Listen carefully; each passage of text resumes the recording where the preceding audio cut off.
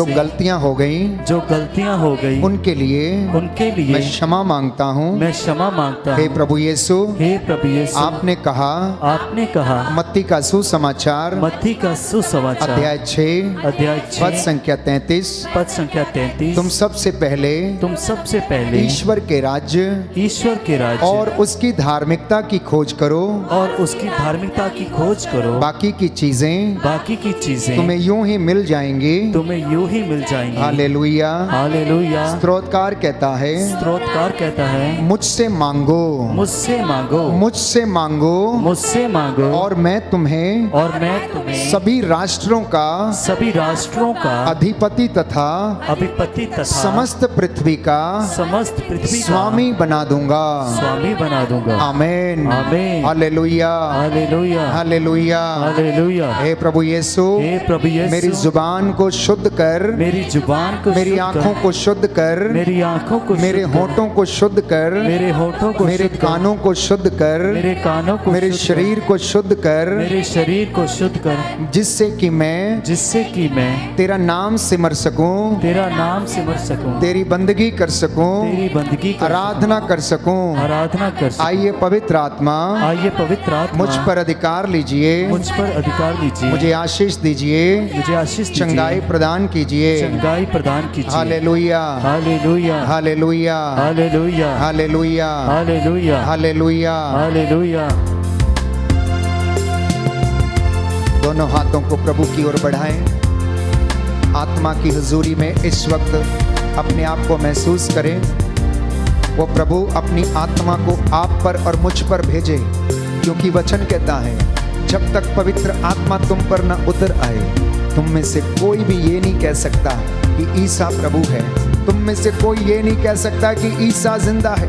तुम में से कोई अंगीकार कर नहीं सकता कि यीशु जिंदा मुर्दों को जिलाता है, क्योंकि ये वरदान पिता पवित्र आत्मा के द्वारा हमें देता है।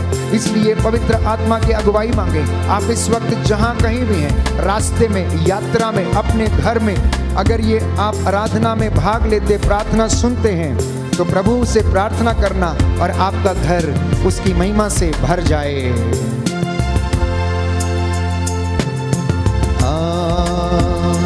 आत्मा अभी जा, आत्मा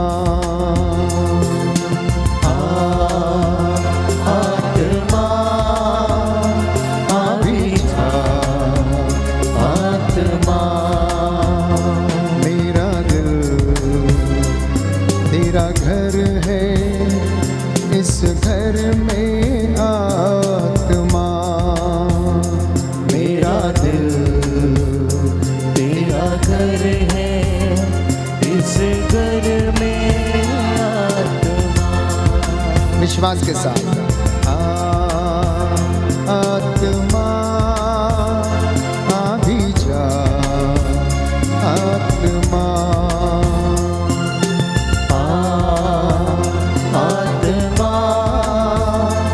अभी जा, आत्मा। प्यासा हूँ मैं तेरे लिए, प्यासा हूँ मैं तेरे लिए, भूखा हूँ मैं तेरे लिए, गूंगा हूँ मैं तेरे लिए। रूआ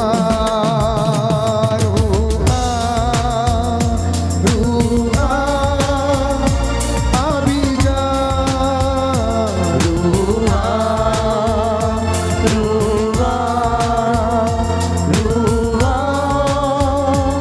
अभी जा। आत्मा अभी जा, आत्मा। आत्मा अभी जा, आत्मा। तेरे बिना मैं कुछ भी नहीं, तेरे बिना मैं कुछ भी नहीं। सामर्थ अपना दे दे मुझे, सामर्थ अपना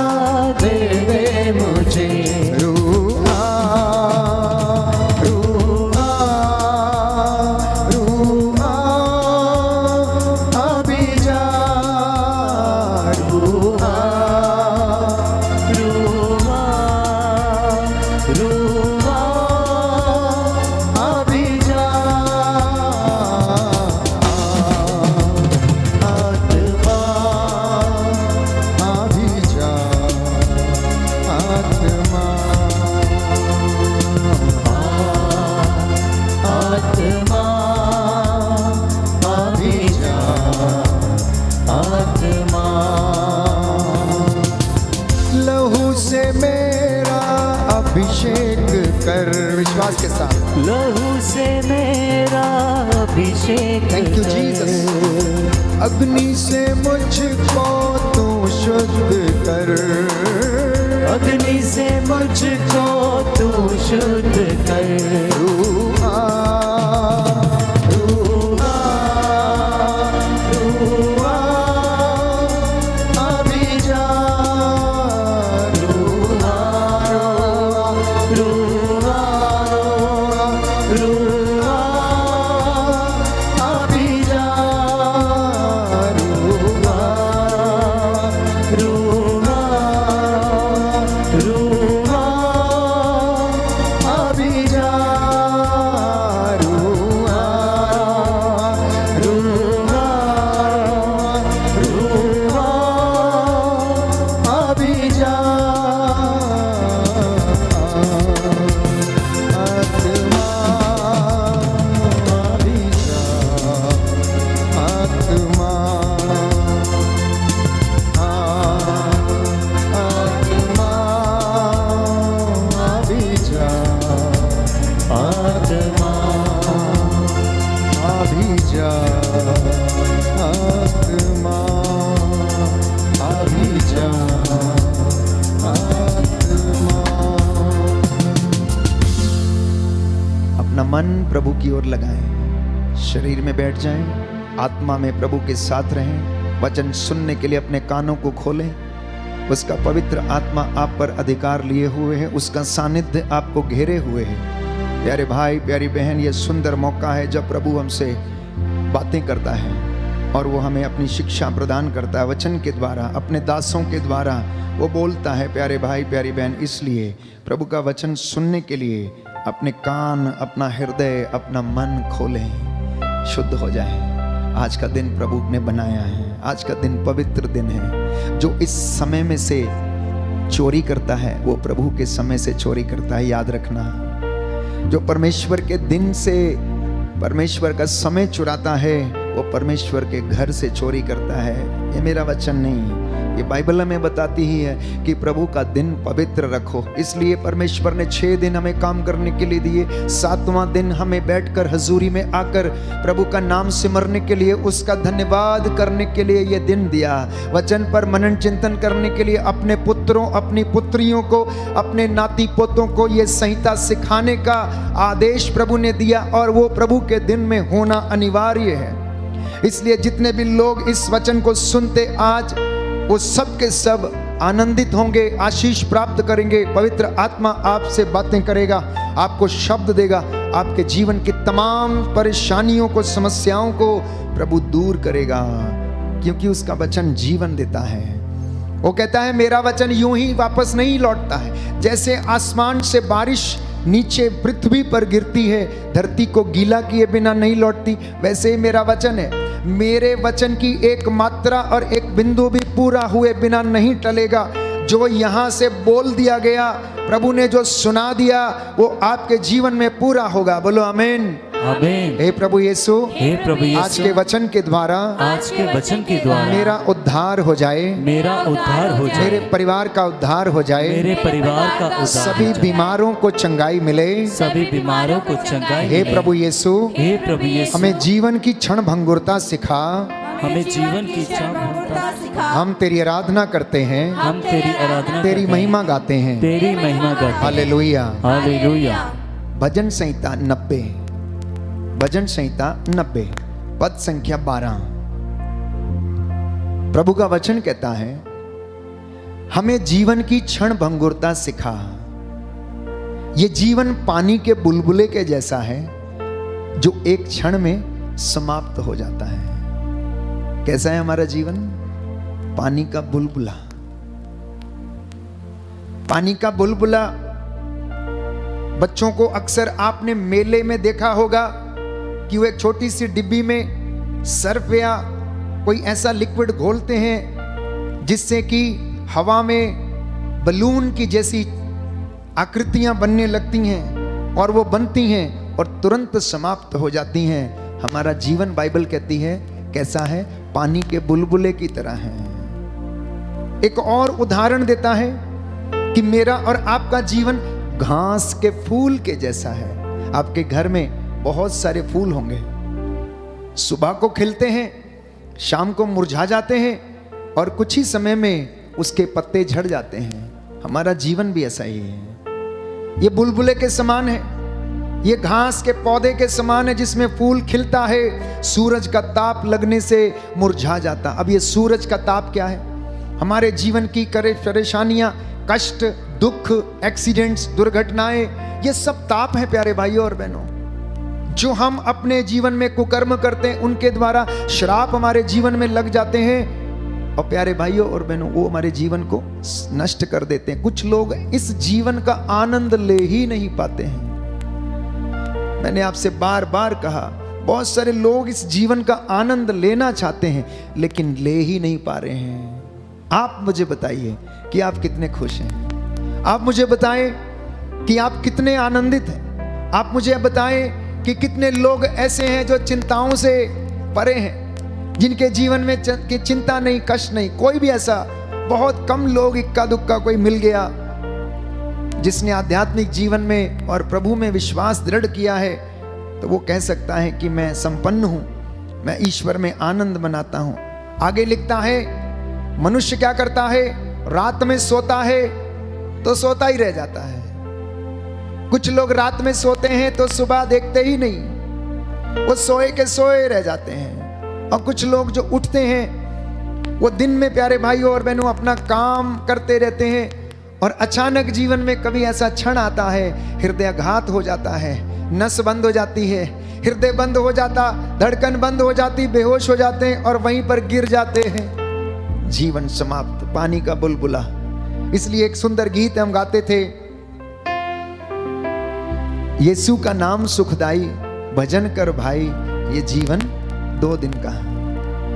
ये जीवन कागज की नैया है, पानी लगते ही गल जाता है। जब मैं छोटा बालक था, जिस गांव में रहते थे, बच्चों के साथ रोज बरसात के समय गड्ढे में कागज की नाव बनाकर तैराया करते थे और कुछ ही समय में वो नाव क्या हो जाती थी? गल जाती थी। आपने देखा होगा कि आप लोग फूलों की माला बनाते हैं और लोगों के सत्कार में उसको पहनाते हैं। प्रभु के मंदिर, उसकी सीढ़ियों पर वो फूल लाकर आप डालते हैं। एक फूल से भी हमें बहुत अच्छा उदाहरण सीखने को मिलता है कि फूल अपना संपूर्ण सर्वस्व क्या करता है? न्योछावर करता है, मंदिर की सीढ़ियों पर पड़ा रहता है। हालांकि वो चढ़ाया तो भगवान को गया है, लेकिन लोगों के पैरों के तले रौंदा जाता है। उसका समर्पण देखिए फूल का। वो परवाह नहीं करता है, वो परवाह नहीं करता है। वो प्रभु के सिर का ताज भी बनता है तो लोगों के पैरों के नीचे कुचला भी जाता है। ये फूल से उदाहरण लेना है मैंने और आपने। ये हमारा जीवन बहुत छोटा है, तो उस छोटे से जीवन में भी फूल प्यारे भाइयों और बहनों ये नहीं कहता है कि मुझे मंदिर की सीढ़ियों पर मत डालो, मैं तो परमेश्वर के सिर पे ही सजूंगा, मुझे तो वहीं डालना। लेकिन वो आत्म त्याग करता है, त्याग करता है, परवाह नहीं करता। हम उसे मंदिर की सीढ़ियों पर फेंक देते हैं और उसी फूल को हम उठाते हैं और परमेश्वर के चरणों में रखते हैं। कैसा जीवन है हमारा? हमें किस ओर प्रभु लेके जाना चाहता है? हमें क्या बताना चाहता है? प्यारे भाइयों और बहनों कि घमंड मत कर, अहंकारी मत बन, विनम्र बन, क्योंकि तुझे पता नहीं तेरी सांसें कब चली जाएंगी। बाइबल हमें बताती है एक व्यक्ति जिसने अपने खेतों में बहुत फसल बोई, वो उस साल में परमेश्वर ने उसको मसा किया, ब्लेस किया और उसके खलियानों में बहुत सारा अनाज हो गया। अब उसे समझ नहीं आया कि वो कहाँ एकत्र करेगा। उसने कहा मैं पुराने वाले गोडाउन तोड़ दूंगा और नए वाले बखार बनाऊंगा, गोडाउन बनाऊंगा, उसमें जमा करूंगा। प्रभु का दूत उसको रात को दिखाई दिया स्वप्न में और उससे कहने लगा आज रात को तेरे प्राण ले लिए जाएंगे। अब बता, जो तू एकत्र करके रखने वाला वो किसके लिए होगा? किसके लिए? अनाज तो तूने एकत्र कर लिया जिसे कीड़े खा सकते हैं, सेंध लग सकती, चोर चुरा सकता है, लेकिन जो असली खजाना था तू वो भूल गया। तू धन संपत्ति के पीछे दौड़ता रहा। तू ये नहीं समझा कि तेरा जीवन बड़ा छोटा है, तू ये नहीं समझा कि तेरे जीवन की यात्रा बड़ी छोटी है और अब देख कि तू बचेगा नहीं। ये धन किसका होगा? वैसा ही हमारा जीवन है। बाइबल हमें बताती है सुक्ति ग्रंथ में हम पढ़ते हैं मनुष्य योजनाएं बनाता, लेकिन उसकी सफलता किस पे निर्भर करती? परमेश्वर पे निर्भर करती। बाइबल हमें बताती है परमेश्वर घर ना बनाए तो कारीगर व्यर्थ परिश्रम करते हैं। मैं आपको बताता हूं, अगर परमेश्वर मसा ना करे मुझे यहां पर 2 घंटे खड़े होकर बोलने का, तो मुझ में ताकत नहीं है कि मैं यहां पर 2 घंटे खड़ा होकर बोल लूं। 2 घंटे तो क्या 20 मिनट लोग खड़े नहीं रह सकते हैं, लेकिन परमेश्वर हाथ पैरों में बल देता है। जब तक वो ना करे तब तक कुछ भी नहीं हो सकता है। प्यारे भाइयों और बहनों, मनुष्य अपने क्रोध, अहंकार, ईर्ष्या, क्रोध, अनेक प्रकार की बुराइयों के कारण ईश्वर की आशीष से क्या हो गया? वंचित हो गया है। परमेश्वर की महिमा से वंचित है। परमेश्वर का नूर उस पे खत्म हो गया। ऐसे तमाम उदाहरण हमें बाइबल बताती है कि परमेश्वर के चुने हुए लोग, दाऊद, राजा दाऊद और शमशून, इन लोगों ने मसा खोया। तो क्यों? क्योंकि इन्होंने अपने जीवन पर अधिक भरोसा किया। ये लोग गलत कामों में फंस गए और परमेश्वर की हजूरी से वंचित हो गए। परमेश्वर का वचन रोमियो की पत्री अध्याय 3 में वचन पढ़ते हैं कि सबने पाप किया। अध्याय 3 पद संख्या 26, सबने पाप किया और सब ईश्वर की महिमा से वंचित हो गए। Hallelujah, hallelujah, hallelujah, hallelujah, hallelujah, hallelujah. तो आज का विषय ये है, प्रभु ये बताना चाहता है, ओ मेरी बेटी, ओ मेरे बेटे, ओ मेरे पुत्र,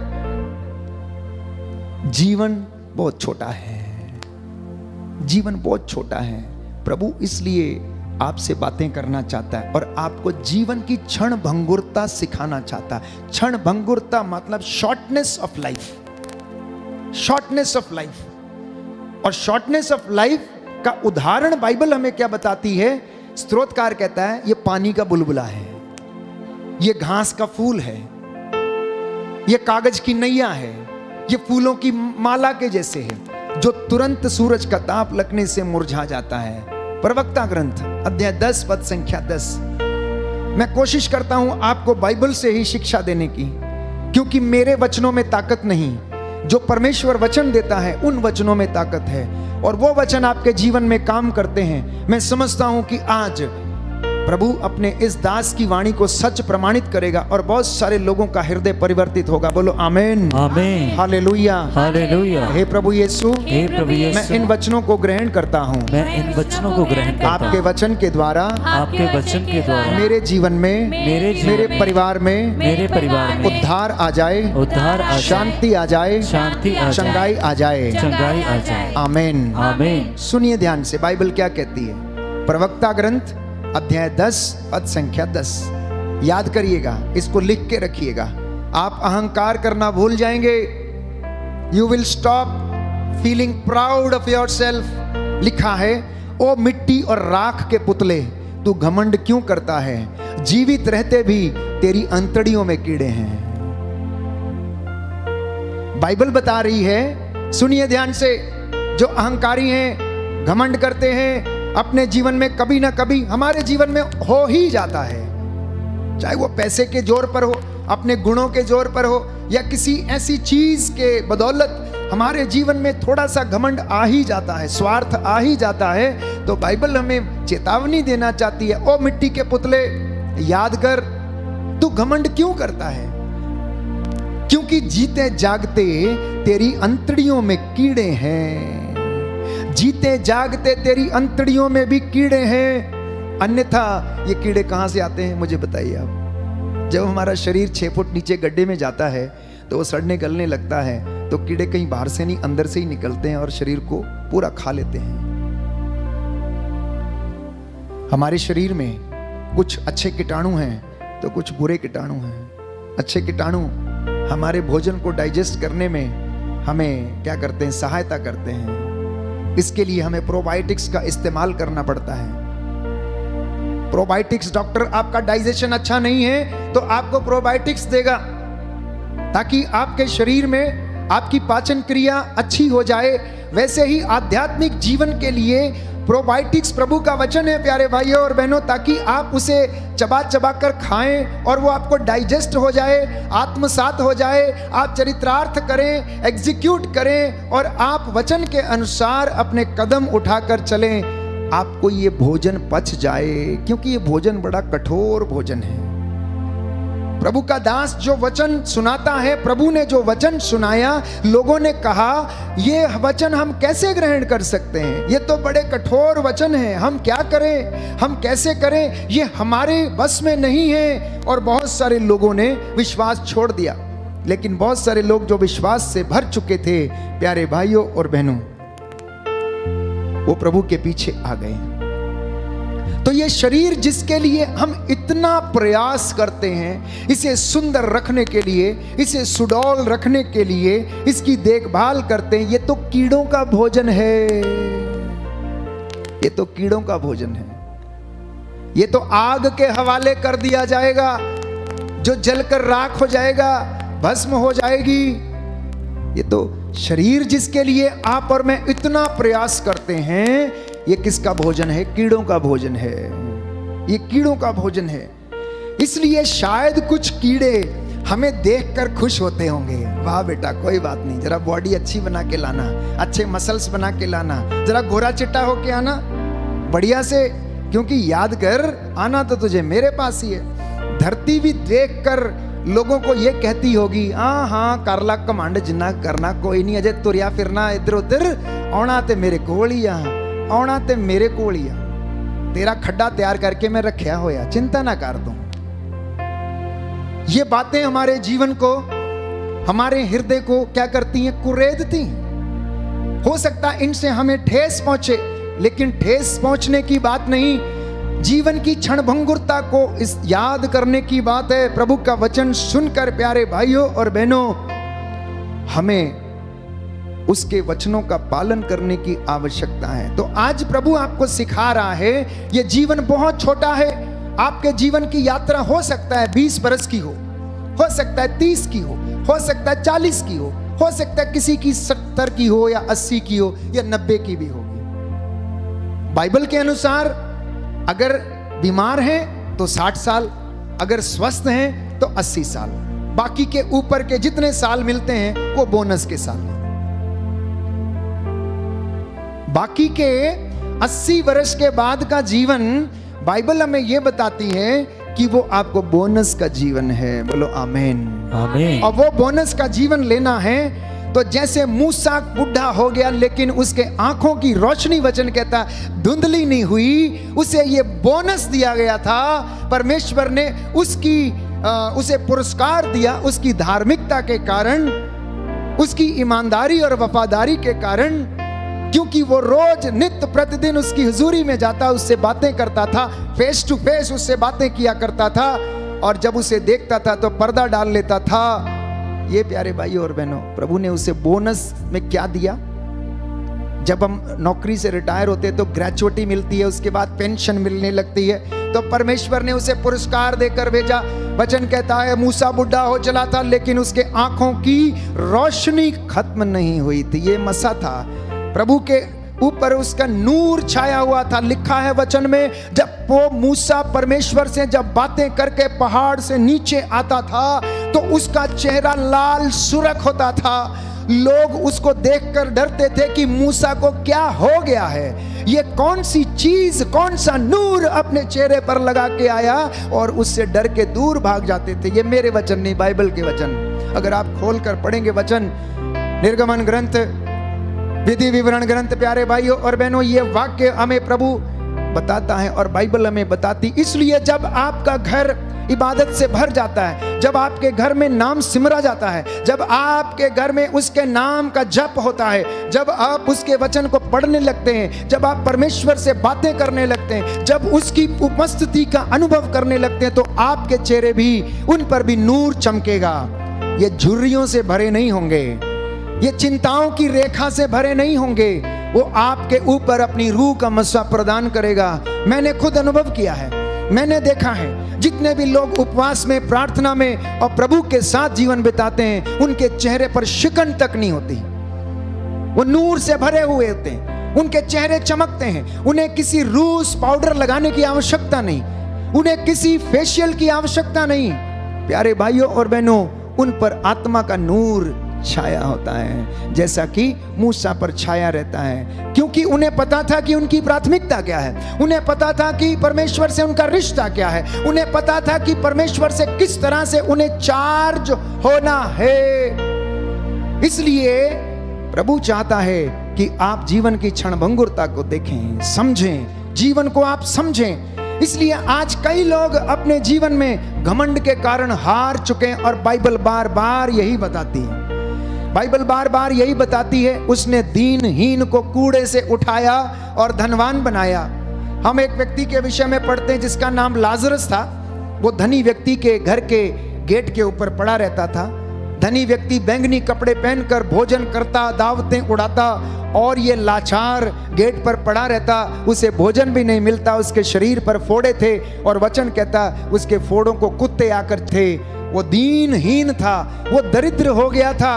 और जब दोनों मर गए तो दरिद्र इब्राहिम की गोद में था और धनवान क्या कर रहा था, नरक की आग में झुलस रहा था। तो परमेश्वर क्या करता है, दीनहीन को कूड़े से ढेर से उठाता और वो दूतों संतों की संगति प्रदान करता है, लेकिन वो घमंडियों को क्या करता, नीचा दिखाता, उन्हें तितर बितर कर देता है। Hallelujah, hallelujah, hallelujah, hallelujah. हे प्रभु यीशु, हे प्रभु यीशु, मेरे जीवन में घमंड का दुष्ट आत्मा, घमंड का दुष्ट आत्मा, ईर्ष्या का दुष्ट आत्मा ईर्ष्या का दुष्ट कार्य करने न पाए। मैं आपकी आराधना करता हूँ, आपकी महिमा गाता हूँ, आपकी जय जयकार करता हूँ, आपकी जय जयकार। Hallelujah, hallelujah, hallelujah, hallelujah, hallelujah, hallelujah, hallelujah, hallelujah, hallelujah. Hallelujah.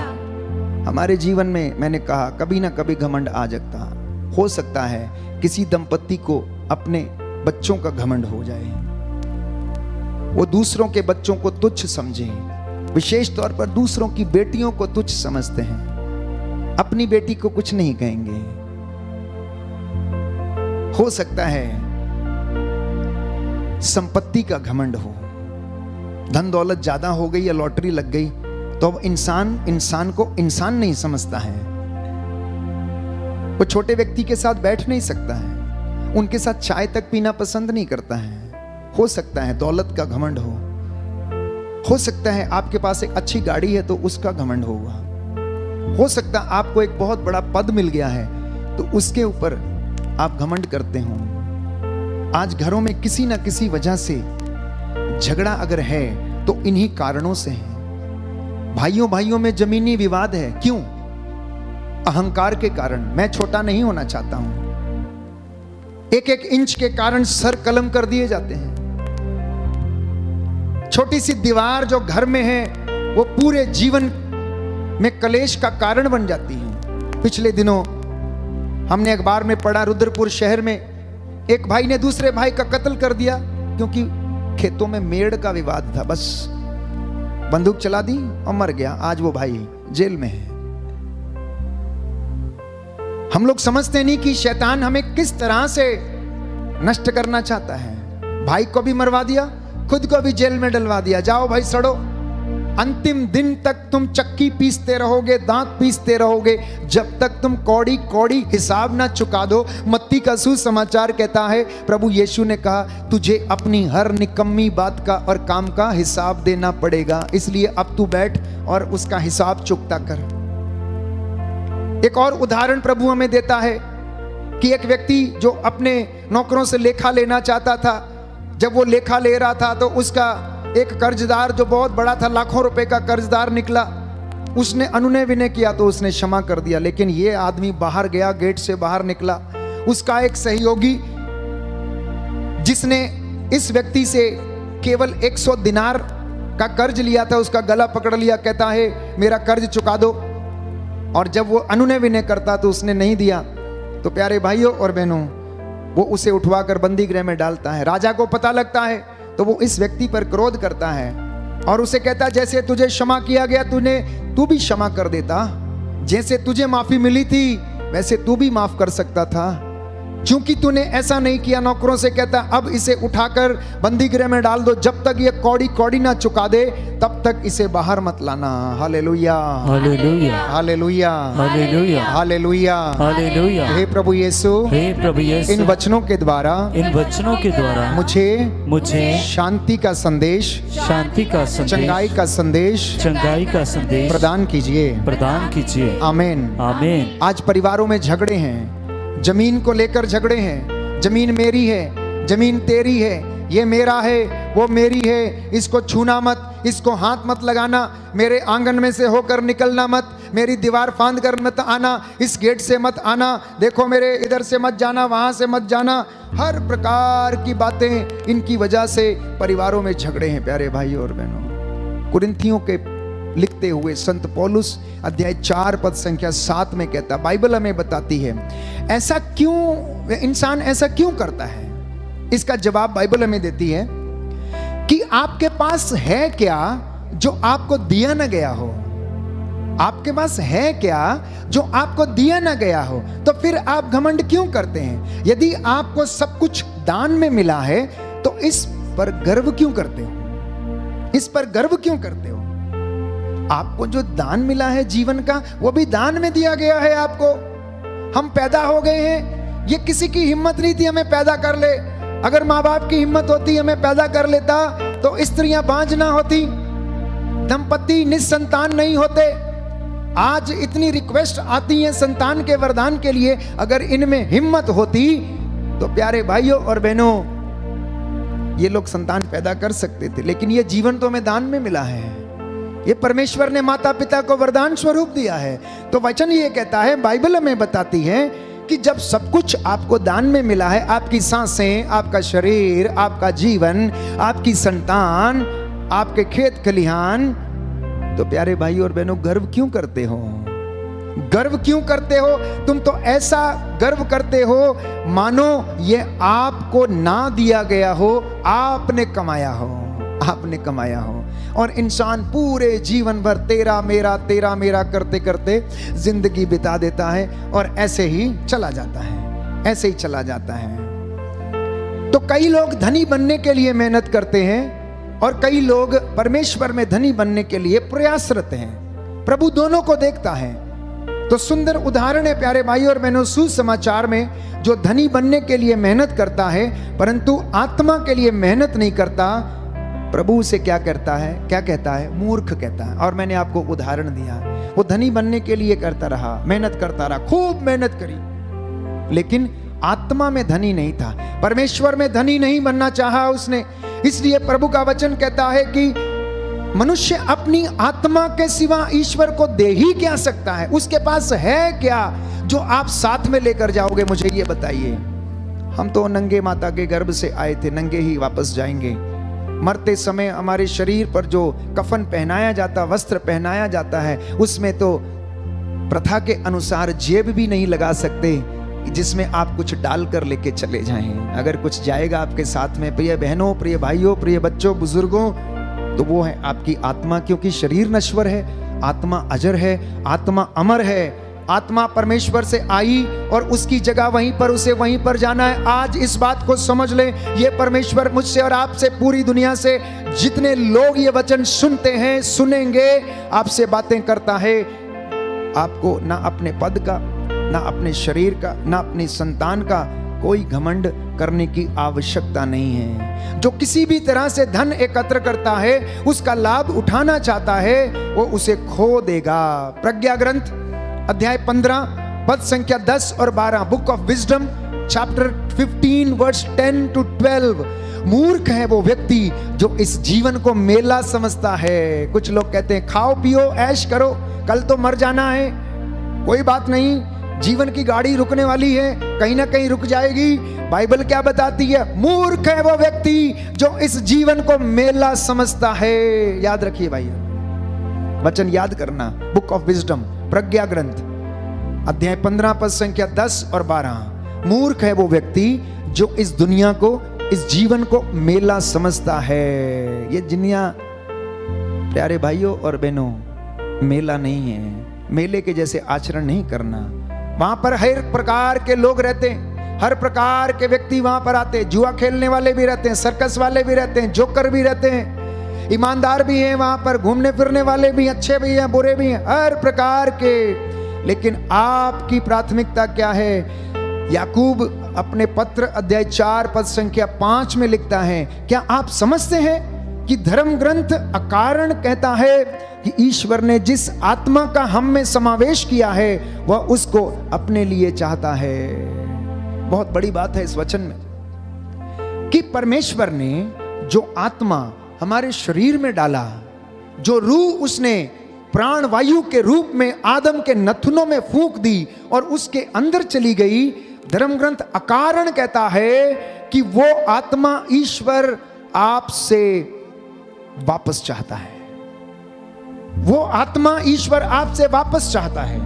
ये मेरे शब्द नहीं, बाइबल हमें बता रही है। याकूब का पत्र नई व्यवस्था में हम पढ़ते हैं अध्याय 4 पद संख्या 5 में कि परमेश्वर अपने लिए उस आत्मा को वापस चाहता है और किसी काम के लिए नहीं। गलातियों को लिखते हुए संत पौलुस कहता है, बाइबल हमें बता रही है अध्याय 6 पद संख्या 7, धर्मशास्त्र कहता है धोखे में ना रहें, ईश्वर ठट्ठों में नहीं उड़ाया जाता। धोखे में ना रहें, ईश्वर का उपहास नहीं किया जा सकता। धोखे में ना रहें, ईश्वर को कोई ठग नहीं सकता। क्योंकि जो मनुष्य शरीर में बोता है वह विनाश की फसल को लुनता है, लेकिन जो आत्मा में बोता है प्यारे भाइयों और बहनों, वो आत्मा की और अनंत जीवन की फसल लुनेगा। बोलो आमीन, आमीन, हालेलुया, हालेलुया। कितनी सुंदर बात प्रभु आज हमें बता रहा है। आप में से जितने लोग प्रभु का ये वचन ग्रहण कर रहे हैं, इसको आत्मसात करें, चरितार्थ करें अपने जीवन में। क्योंकि जो शरीर में बोएगा वो क्या करेगा? शरीर की फसल लुनेगा और वो शरीर नश्वर है, नष्ट हो जाएगा। लेकिन जो आत्मा में बोएगा वो अनंत जीवन की फसल लुनेगा, आत्मिक फसल लुनेगा। ये प्यारे भाइयों और बहनों प्रभु का वचन कहता है। इसलिए अनेक लोगों ने जीवन में बोया, संसार में बोया, इसलिए दुखी हैं, इसलिए चिंता में है। जो आत्मा में बो रहे हैं उन्हें चिंता नहीं है, वो कल की चिंता नहीं करते हैं। प्रभु उनकी चिंता करता है क्योंकि उन्होंने आत्मा में बोया है, इसलिए वो परेशान नहीं है, वो चिंतित नहीं है। प्यारे भाइयों और बहनों प्रभु का वचन हमें कहता है, सूक्ति ग्रंथ अध्याय 28 पद संख्या 20, ईमानदार व्यक्ति को प्रचुर आशीर्वाद प्राप्त होता है। आशीर्वाद किसको मिलता है? मसा किसको मिलता है? अभिषेक किसको मिलता है? बाइबल हमें बताते ईमानदार व्यक्ति को, वफादार व्यक्ति को, प्रभु से जुड़े हुए सेवक और सेविका को, प्रभु के चुने हुए दास को, जो उसके साथ ईमानदारी से जीवन बिताता है। लहू का मस्सा, अभिषेक, आत्मा की अगुवाई, उसकी मामूरी केवल उसी व्यक्ति को मिलती है। लेकिन जो जल्दी धनी बनना चाहता है वो क्या करता है? उसे दंड दिया जाता है। जो जल्दी धनी बनना चाहता है उसे दंड दिया जाता है। इसलिए कमीशन के चक्कर में ना रहे, खरीद फरोख्त के चक्कर में ना रहे।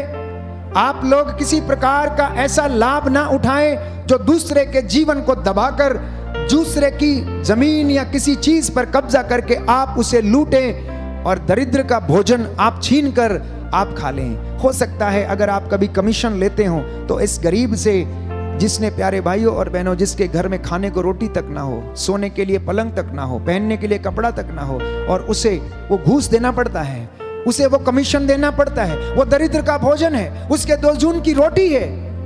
प्रभु इसलिए कहता है ऐसे व्यक्ति जो जल्दी धनी बनना चाहते हैं उन्हें दंड दिया जाएगा। वो दंड से वंचित नहीं हो सकते, उन्हें अवश्य दंड दिया जाएगा। Hallelujah, hallelujah, hallelujah, hallelujah. हे प्रभु यीशु, हे प्रभु यीशु, आज के वचन के द्वारा, आज के वचन के द्वारा मेरे जीवन में चंगाई प्रदान कीजिए, चंगाई प्रदान कीजिए। Hallelujah, hallelujah. एक वचन पढ़ूंगा आपके लिए, विधि विवरण ग्रंथ अध्याय 8 पद संख्या 17।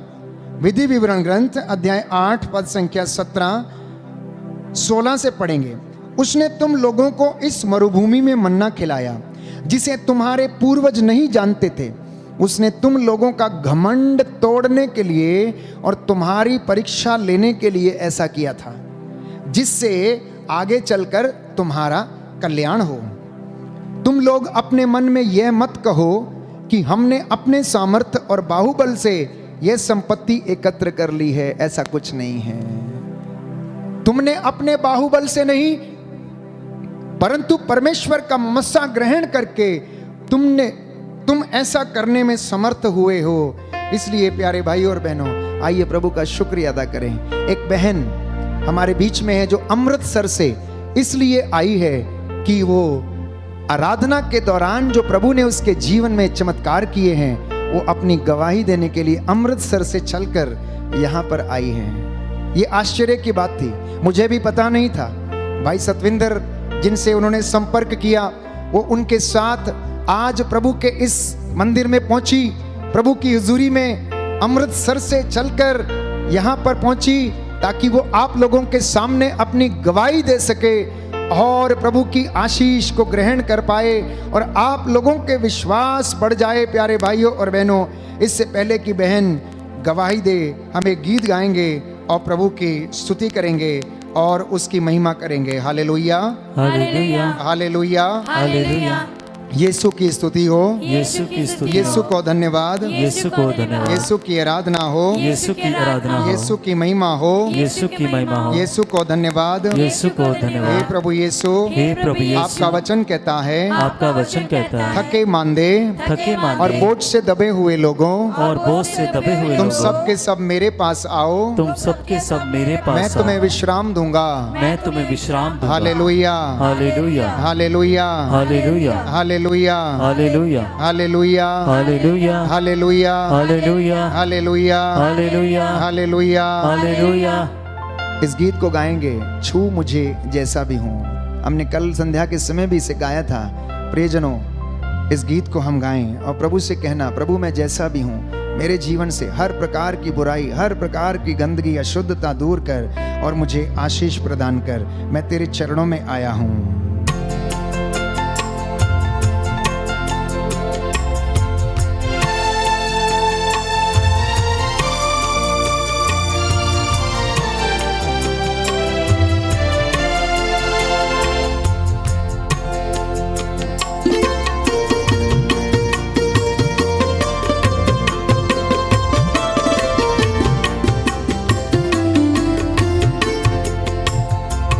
छू मुझे जैसा भी हूँ तेरी हजूरी से,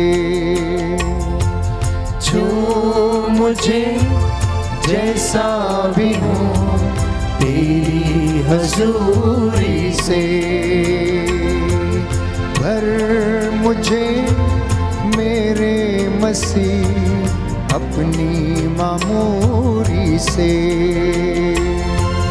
भर मुझे जैसा भी हूँ अपनी मामूरी से।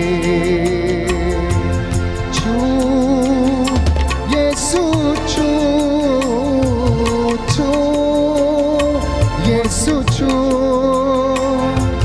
छू यीशु, छू छू यीशु, छू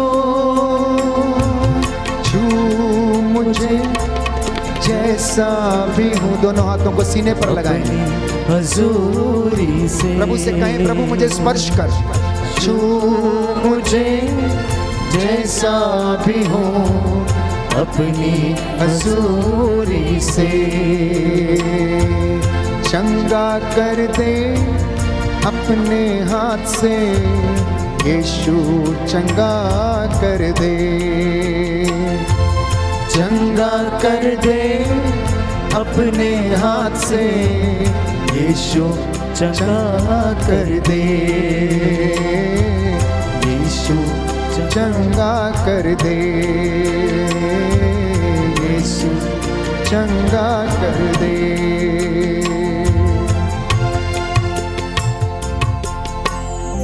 हम बहन को आमंत्रित करते हैं कि वो आए, अपना नाम बताए, अपना पता बताए और वो हमारे बीच में अमृतसर से पहुंची है, अपनी गवाही वो हमें दे।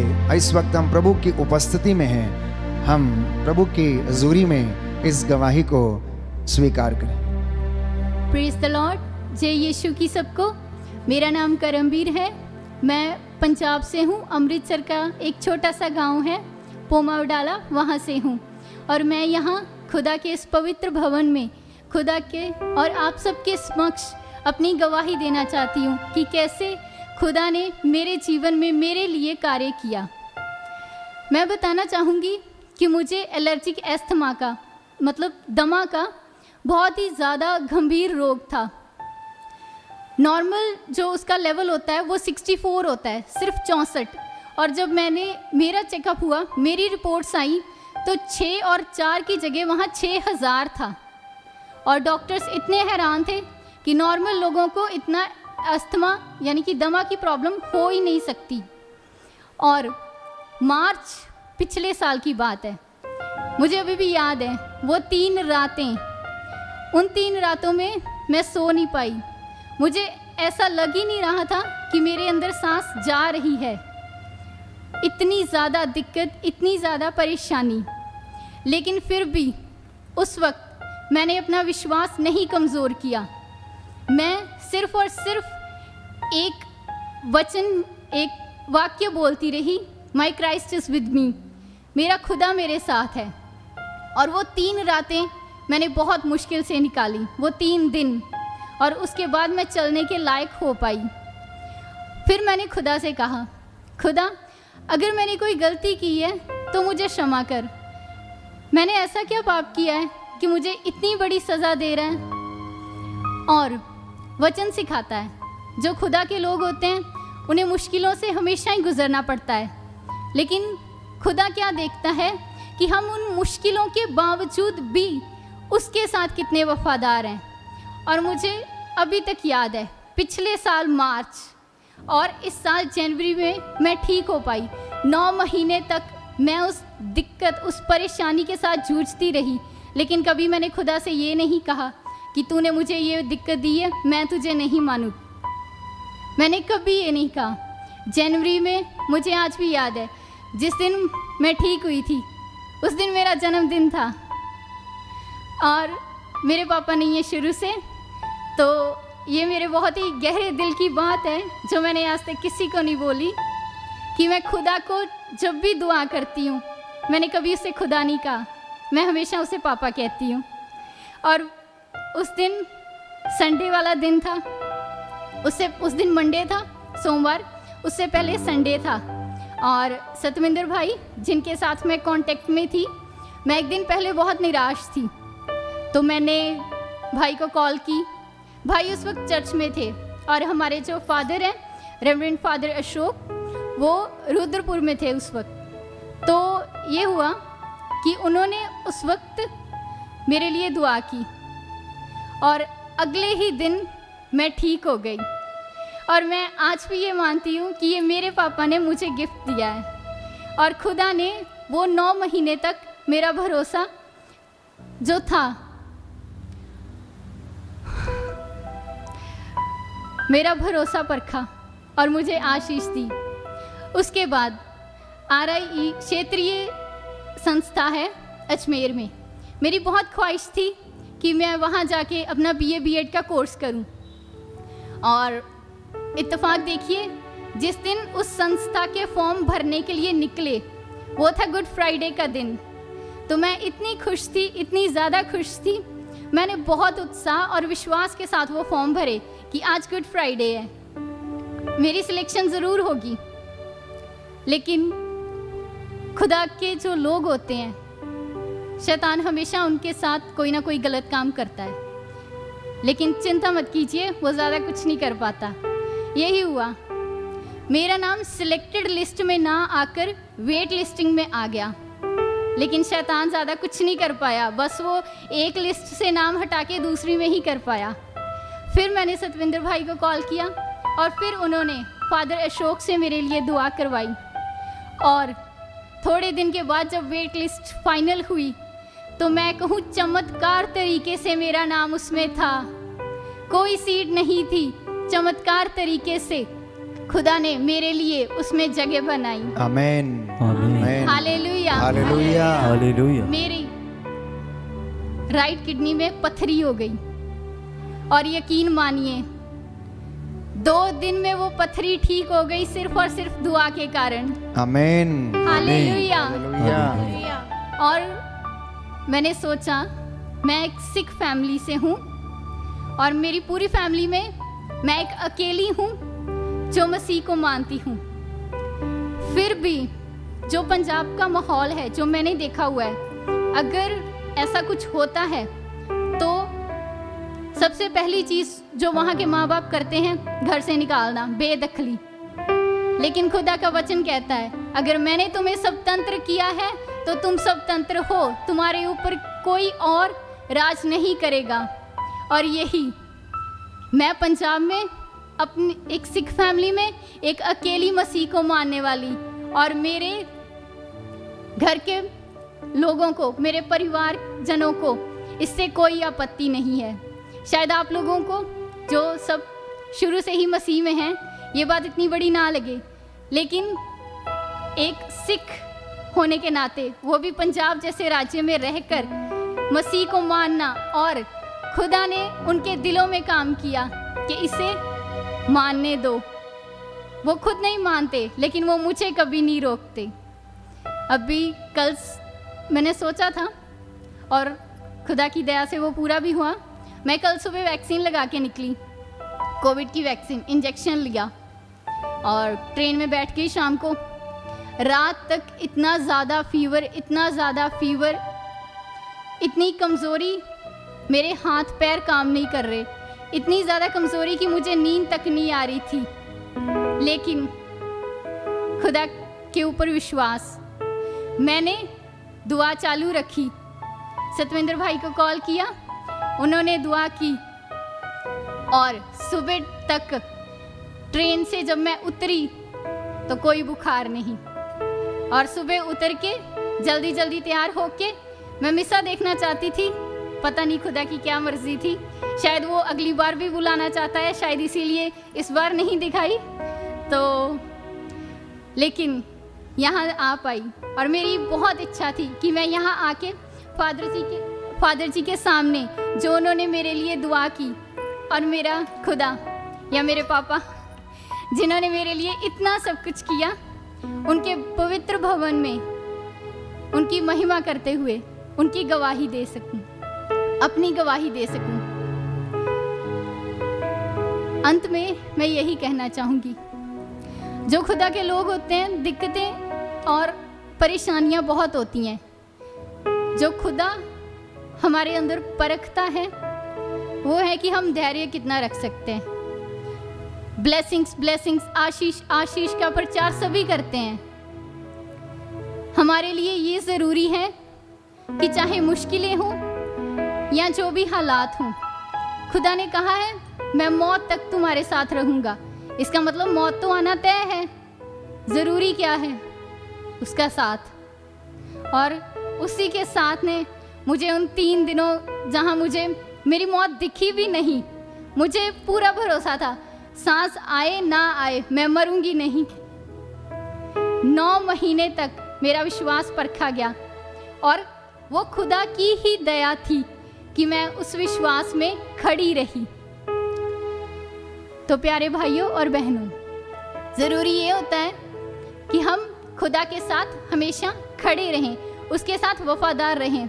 वो कोई चाहे कुछ भी ना हो, जैसे अभी फादर जी ने बताया, लाजर था बाहर, कुछ नहीं, जख्म थे, वो भी कह सकता था कि मेरे तो जख्म ही जख्म है, मैं उस खुदा को क्यों मानूं, मुझे क्या ज़रूरत है। जॉब, अयूब, जिसका भी ऐसे ही हालात हो गए, उसका सब कुछ तबाह हो गया, उसने कभी खुदा को नहीं छोड़ा। तो ज़रूरी ये है कि हम उसकी आशीषों की तरफ ध्यान न दें, वो हमें क्या बरकत दे सकता है, क्या नहीं दे रहा है, हम उससे मांगे ना, हम उससे यही मांगे कि मेरे मुंह में तेरी महिमा गान रहे हमेशा, और मुझे अपने स्वर्ग के राज्य के लिए तैयार कर, क्योंकि मौत के बाद अनंत जीवन देने के लिए मसीह खुद खड़ा है। आमीन, हालेलुया, हालेलुया। धन्यवाद यीशु की। हम बहन के लिए धन्यवाद देते हैं। प्रभु ने इस बहन को अमृतसर से यहाँ लेके आया। ये मेरे लिए एक सरप्राइज था शायद हम सबके लिए सरप्राइज है कि बहन अमृतसर से केवल गवाही देने के लिए यहाँ पर पहुंची है। प्रभु आज बहुत खुश है, क्योंकि जो अपनी गवाहियाँ उसके सामने देते हैं वो यही चाहता है कि तुम मेरी गवाही बनो। तुम्हारे जीवन, तुम्हारी बोली, आचरण को देख के लगे कि तुम मेरे अनुयायी हो। इसलिए प्यारे भाई और बहनों, हमारे लिए सुंदर समय है उसकी हुजूरी में बैठकर उसकी बातों को सुनने का और उसका मसा ग्रहण करने का। मुझे बहन ने बताया कि पिछले कुछ दिनों पहले उसके पिताजी गुजर गए और उसके कुछ दिनों पहले उनके दादाजी गुजर गए। तो अब घर में वो हैं और उनकी मम्मी हैं और उनके भाई हैं।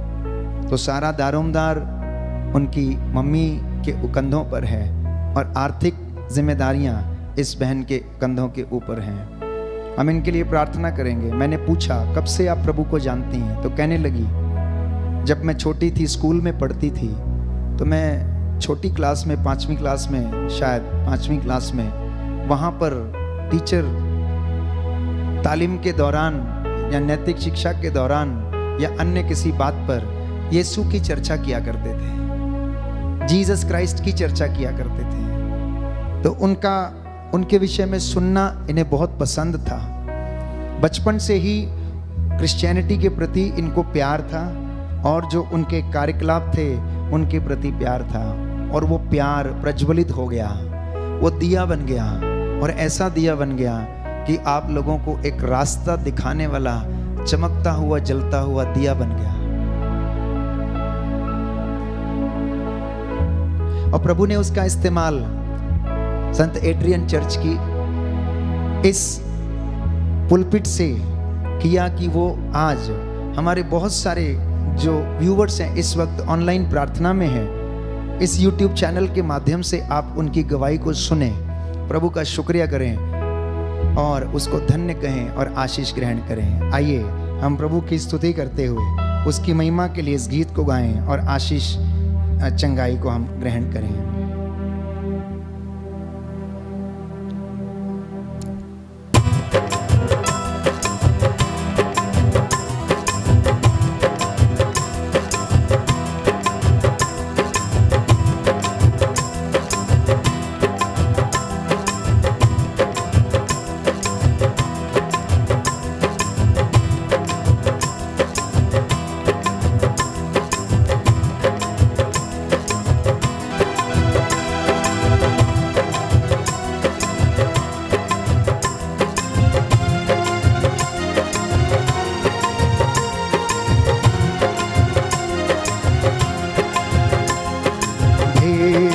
अग्नि भेज अग्नि भेज अग्नि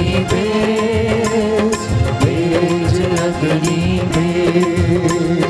भेज अग्नि रूहे पाक की अग्नि भेज अग्नि भेज अग्नि रूहे पाक की अग्नि भेज अग्नि भेज अग्नि भेज अग्नि भेज अग्नि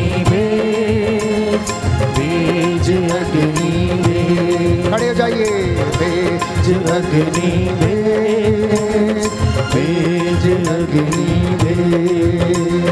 भेज अग्नि भेज अग्नि अग्नि हो जैसी पाक खुदाया, पाप सभी जल जाए।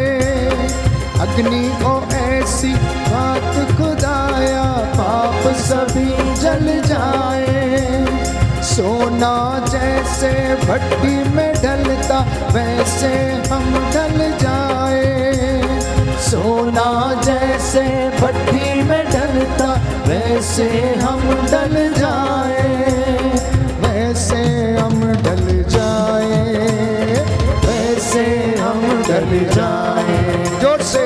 वैसे हम ढल जाए, वैसे हम ढल जाए। रूह की अग्नि में फिर से वो अग्नि में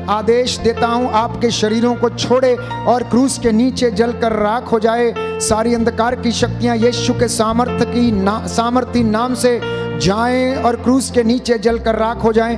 पति पत्नी के जीवन में यीशु इन्हें आशीष प्रदान कर, रूह के द्वारा इन्हें प्रभु यीशु आत्मिक शक्ति प्रदान कर। सारी दुष्ट शक्तियों को तेरे पवित्र रूह से, उसकी आग से जलाता हूं। रूह की आग उतरे, आग उतरे, आग उतरे, आग उतरे, आग उतरे, आग उतरे। Right now be healed in the name of Jesus, right now be delivered in the name of Jesus. Yeshu के पवित्र लहू को आपके घर के चारों कोनों में छिड़कता हूं। रक्षा स्तंभ आपके घर में, खेत खलिहानों में, दफ्तरों में लग जाएं। जो लोग लकवे से बीमार हैं, ब्रेन ट्यूमर से पीड़ित है, कैंसर के रोगी हैं, रीढ़ की हड्डी के दर्द हैं, यीशु के पवित्र नाम से ये बीमारियां इन्हें छोड़े और जाएं। हर शैतानी आत्मा, शैतानी बंधन यीशु के नाम से छोड़े और निकले और जाए। नवयुवक युवतियां आजाद हों शैतान के सारे बंधनों से, अश्लीलता की रोगों से, बीमारियों से आजाद हों।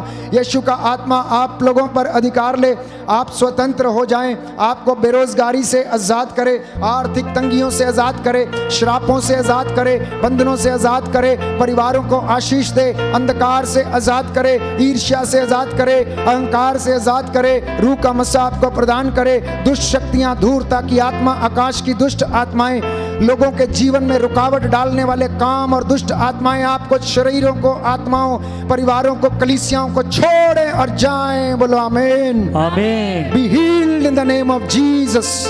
बोलो आमीन, आमीन। B delivered in the name of Jesus. आमीन। यीशु के नाम पर आदेश देता हूं, सारी अंधकार की शक्तियां शरीरों, परिवारों, समाज से, देश से और हमारे घरों से निकलकर क्रूस के नीचे जलकर राख हो जाएं। बोलो आमीन, आमीन। नशे की दुष्ट आत्मा, मन मुटाव, झगड़ों की दुष्ट आत्मा, रसौलियां यीशु के नाम से गायब हो जाएं। आमीन। यीशु मसीह के नाम से आप आजादी को महसूस करें। आमीन। यीशु के नाम से बीमारियां आपको छोड़े और जाएं। आमीन। यीशु के नाम से आत्मा आपको ब्लेस करे। आमीन। हर वो गंदी दुष्ट आत्मा जो आपके जीवन में काम करती, छोड़े और जाए। आमीन। हर वो चीज जो प्रभु की ओर से नहीं, छोड़े और जाए। आमीन। हर वो गंदे दोस्त जो आपके जीवन में काम करते हैं, आपको छोड़े और जाए। आमीन। आपके रिश्ते जो गंदे हैं, जो गंदी दुष्ट आत्माएं इनमें काम करती हैं, आपके जीवन से उन्हें अलग करता हूं, डिस्कनेक्ट करता हूं। Right now be cleansed in the name of Jesus.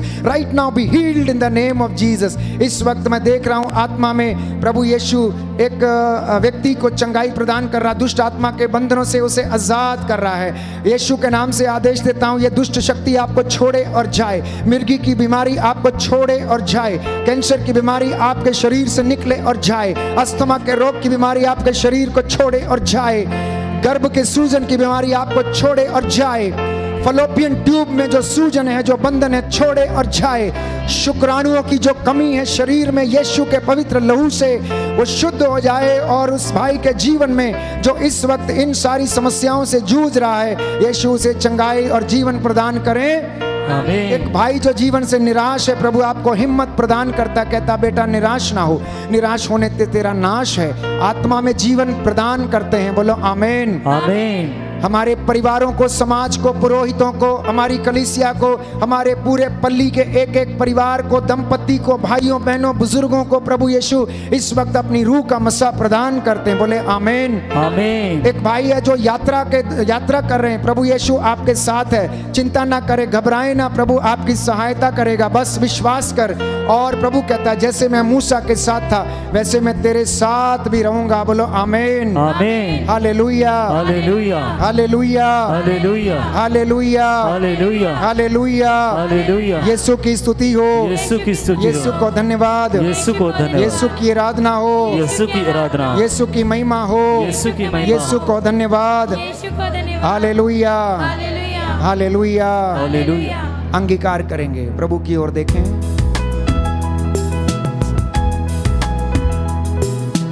जैसे मैं मूसा के साथ था, तेरे भी चलूंगा।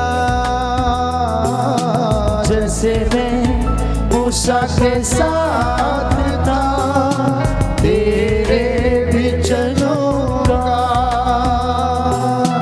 छोड़ूंगा ना मैं साथ तेरा, छोड़ूंगा ना मैं साथ तेरा।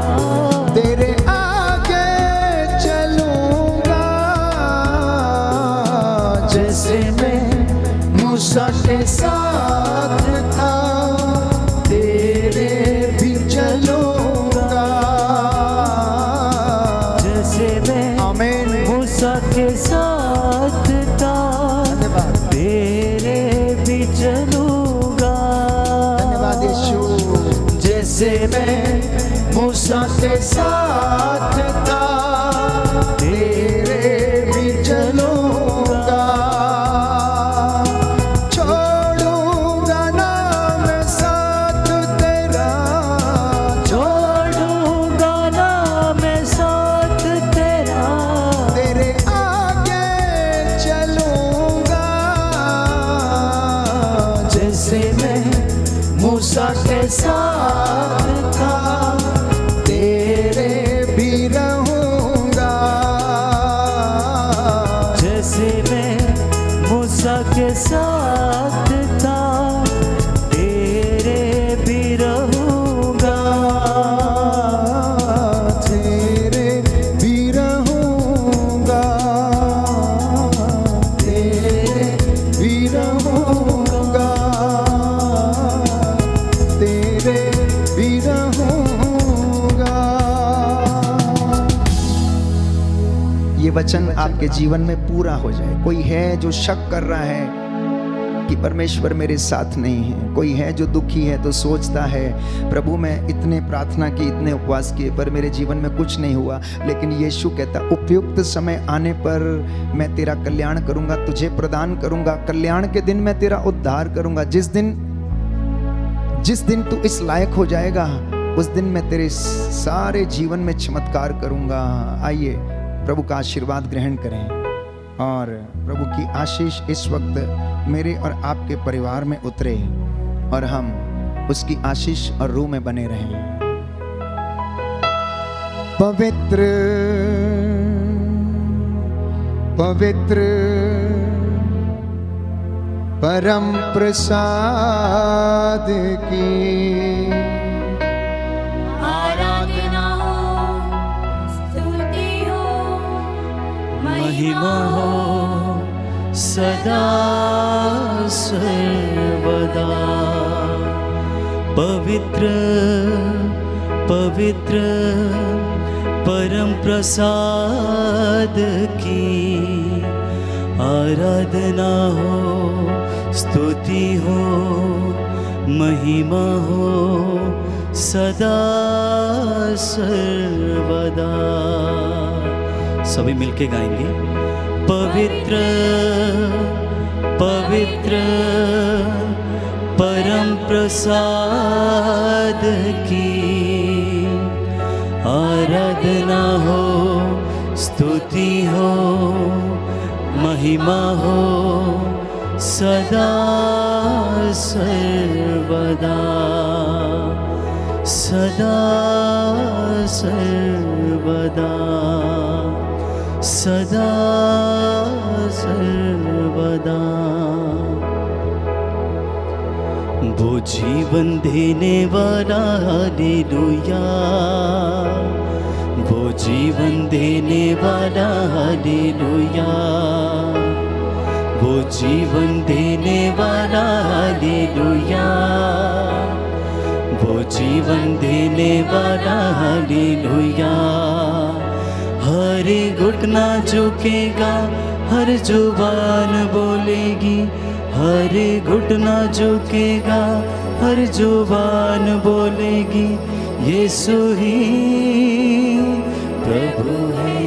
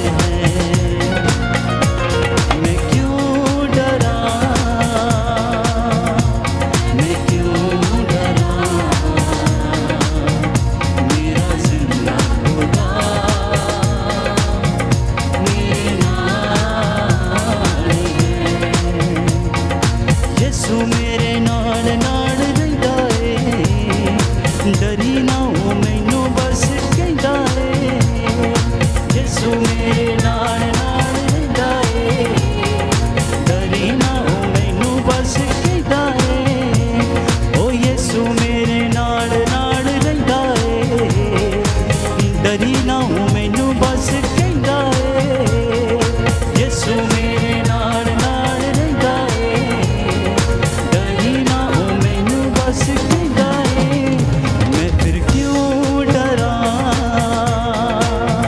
मैं फिर क्यों डरा मेरा जिंदा खुदा मेरे नाल है मैं क्यों डरा मैं क्यों डरा मेरा जिंदा खुदा मेरे नाल है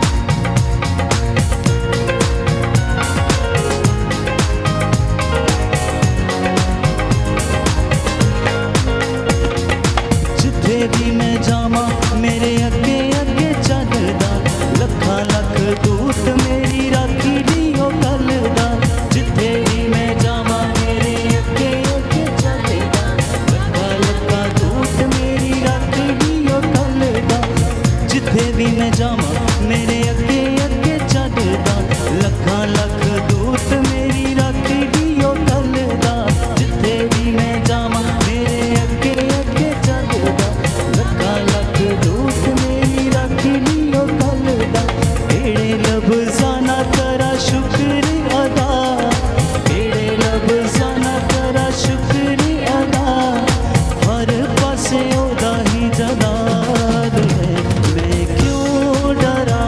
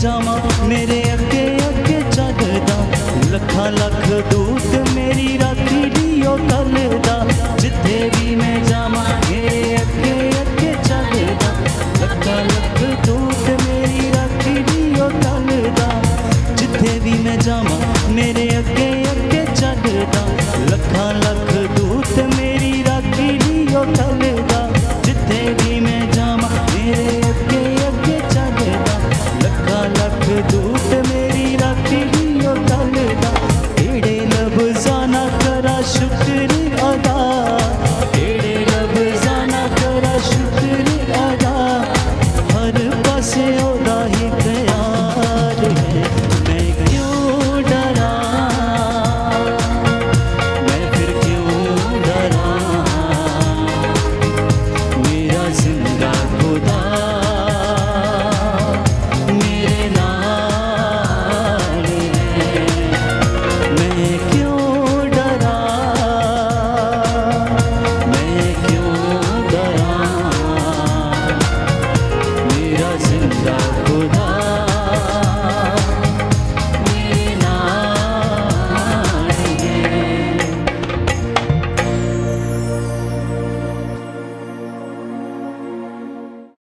जय यीशु की दोस्तों, शांति का राजा चैनल में पिछले 5 सालों में जो लाइव एडोरेशंस और आपके द्वारा जो निवेदन आए थे उन सभी को नोट करने के बाद हम हमारी पहली मध्यस्थ एवं करिश्माई प्रार्थना पुस्तक ईश्वरीय करुणा का जीवंत फल प्रस्तुत करते हैं, जिसके अंदर हमने कोशिश की है कि आपने जितने भी हमें निवेदन भेजे हैं उन सभी के विषयों के ऊपर हम प्रार्थनाएं प्रस्तुत कर सकें। यह प्रार्थनाएं बहुत ही आसान शब्दों में हैं, साथ ही विभिन्न प्रवचनों द्वारा प्रेरणा पाकर और जिन ईश वचनों के द्वारा हमने आप लोगों के लिए आज तक प्रार्थनाएं की है उन सभी का लिखित रूप में विवरण है। इसी पुस्तक में हम कलीसिया द्वारा परंपरागत सभी प्रार्थनाएं भी प्रस्तुत करने की कोशिश कर रहे हैं। इस पुस्तक का मूल्य मात्र 30 रुपये है। इसे खरीदने के लिए आप दिए गए नंबर पे कांटेक्ट कर सकते हैं। जय यीशु।